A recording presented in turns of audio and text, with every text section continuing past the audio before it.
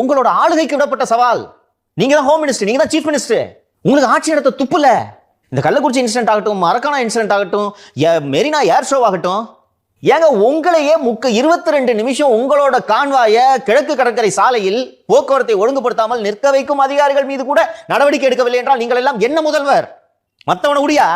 சிஎமோட convoy போச்சுன்னா ஒரு second கூட ரோட்ல நிக்க கூடாதியா? பாதுகாப்புக்கு ஆபத்தியா? செருப்பு துண்டி அடிப்பாயா? கள்ள குண்டி அடிப்பாயா? எதுக்கு வண்டி எல்லாரும் வண்டி நம்மள எல்லாம் எதுக்கு ஓரம் கட்டுறாங்க தெரியுமா உனக்கு? அது எதுக்குன்னு? பாதுகாப்புக்காக.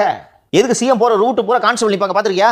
சிஎம் கிளம்புறதுக்கு 2 மணி நேரம் முன்னாடி அந்த ஒரு சர்டன் டிஸ்டன்ஸுக்கு ஒரு காவலர், ஆண் காவலரோ பெண் காவலரோ ஒரு சாலையில் நிற்க வேண்டும். எதுக்குன்னா சிஎம் வர்றதுக்கு முன்னாடி அவனாவது போய் குண்டு வச்சுட்டு போயிடக்கூடாது. இது செக்யூரிட்டி புரோட்டோகால்.